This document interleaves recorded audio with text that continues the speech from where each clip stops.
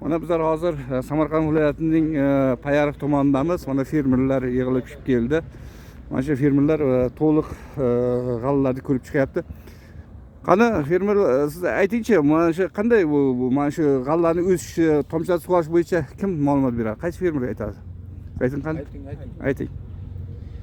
Mana shu fermerimizning g'allasi juda unumdor g'alla. Rossiyskiy g'alla. G'allani ekish kerak uni. Buni narxi ko'paytirish kerak uni. Mahsulotlar ko'p bo'lib, xalqqa, elga, yurtga yaxshi xizmat qilayotgan mana shu dasturxonimizga yaxshilik bo'ladi hammasi. Mana yerda ko'rib turibsiz, hozir O'zbekiston, mana bu tarafda O'zbekiston g'allasi, yoqda Rossiyaning elita sortlariga kelgan. Ikkovining farqini qanday? Bormi farqi? O'zbekiston g'allasi bilan elita sorti bilan Rossiyaning g'allasi. Bor, farqi bor. Farqi bor-a? Bor. Siz qanday mana shu sug'orishda bir narsa dengizlar qani? Qanday mana shu tomchilatib sug'orishga? Assalomu alaykum. Shu sug'orishida, tomchilatib sug'orishida hozirgi kunda suv muammo hamma joyda. Foydasi bor.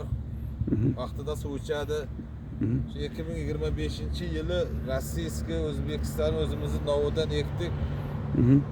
Xudo xolasa yaxshi balab bor. To'g'ri. Rahmat. Ammo siz aytingchi, mana shu suvni ekonom, masalan 1 gektarga hozir 24-30 kub bilan sug'oryapmiz. Javob so'raganimizda 1000 kub, 1,5 kub suv ketardi. Shu bo'yicha nima deysiz? Ayting. Endi bu ekonomishni bo'layapti. Boyagi tomchi sug'orishda yaxshi bo'ladi-da. Yaxshi bo'ladi. Biz hammaga shunaqa narsani taklif qilyapsiz. Shunday bo'lsa yaxshi. Mana hozir Payariq tomonidan eng ilg'or fermerlar kelgan. Mana shular dallarni ko'rib yuribdi. Rossiyadan kelgan urug'larni ekkanmiz. Tomchilatib sug'orish mana shu yerga rivojlantirilgan. Rahmat hammalaringizga. Rahmat. Sog' bo'ling.